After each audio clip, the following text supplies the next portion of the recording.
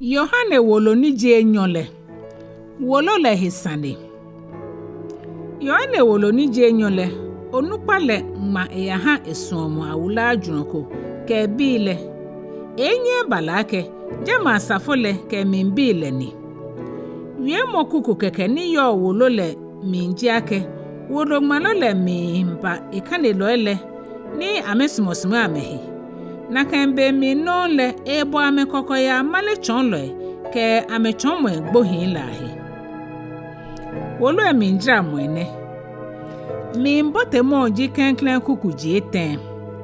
No se sumo fenofeno no e kuku ni je jwe kata kuku ni je kpa. No ni je ten amale chon mwe ahe koko bo. No e kuku kpa o kata kuku nyuma ke kome. Eke na muwe.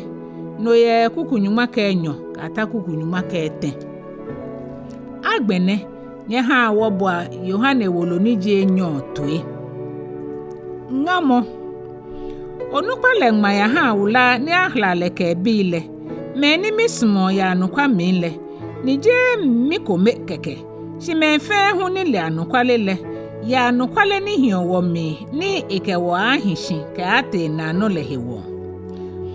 Dromo mobonale ke hejole ni je chenyu mole ke nuncho Yesu Kristo chebile den le kenya ahishi ya nukwale suomo mi.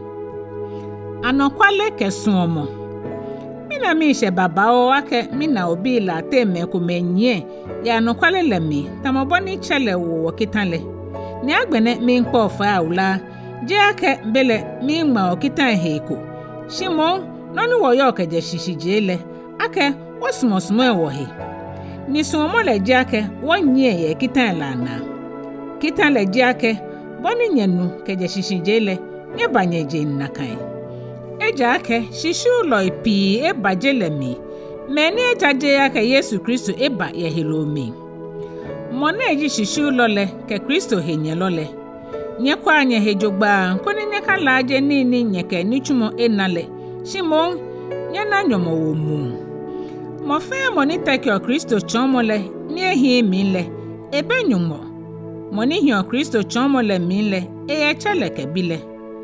Kemo ko banyenwo ni ehi ne ke chomonele. Nyeka here ale ke banyewe. Nyeka fla ale tete. Ejake moni fla alele ekele fie kome ye ni chumo efonjin lami. Na gbe yue moe. Kule mi eni bi pi ni mangmanye. Shimi smo ake mike wolo ke blegma. Shimo mi hie kano ake. Mabanye nwo ni mike nyaba yue hie ke hie. Koni wo mi shele ayi obon. Onye mi yo ni ahlalele bile mi mbio. Yohane wolo ni je nyole ina agbe ne.